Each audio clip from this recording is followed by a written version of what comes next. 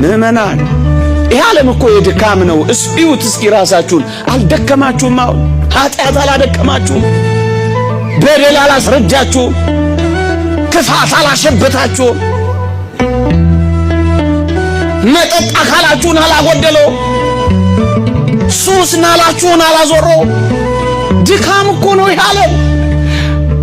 ድካም እኮ ነው። መነቃቃት የፈለጉ ሰዎች ታስረው ቁጭ የሚሉበት በጫት መንቃት ይፈልጋሉ፣ ግን ደግሞ ጥቂት ቆይተው በጫት ይታሰራሉ። ማታ ሞቅ ለማለት ይገባሉ፣ ማለዳ ላይ ብርድ ይላቸዋል፣ ይበርዳቸዋል።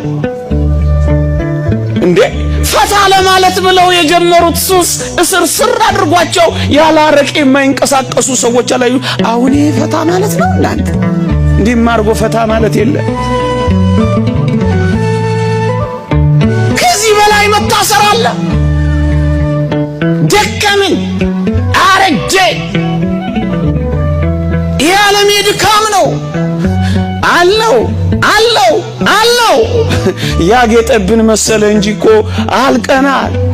ሰውነት እየቀነስን ሄደናል። አካሎቻችንን እየጣልን ወደ ሰማይ መሄድ መንገድ ጀምረናል። ደክመናል። በክፋት ደክመናል። በመተላለቅ ደክመናል። በመገፋፋት ደክመናል። በመናናቅ ደክመናል። በመጣጣል ደክመናል። በመጠላለፍ ደክመናል። በመገፈታተር ደክመናል። በመጠላለፍ ደክመናል። ድካም ነው ያለ።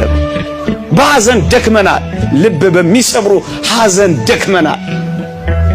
ይህ ዓለም የድካም።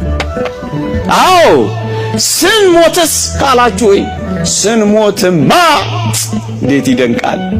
በጌታ የሚሞቱ ሙታን ብፁዓን ናቸው፣ ከድካማቸው ያርፉ ዘንድ ሥራቸው ይከተላቸዋል ይላል።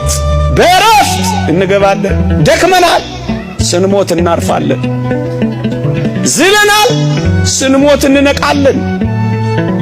ለዚህ ነው ነቢዩ ዳዊት ነፍሴ ሆይ ወደ እረፍትሽ ተመለሺ፣ እግዚአብሔር መልካም አድርጎልሻልና ይላል።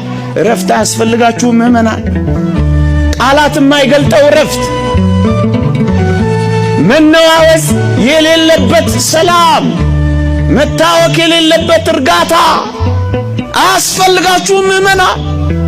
ስጋት የሌለበት መውጣትና መግባት፣ ወዳጅ የማይተውበት ጠላት የማይገባበት ረፍት፣ ሪስክ የሌለበት ሕይወት አያስፈልጋችሁም ምእመናን? ረፍት አትፈልጉ?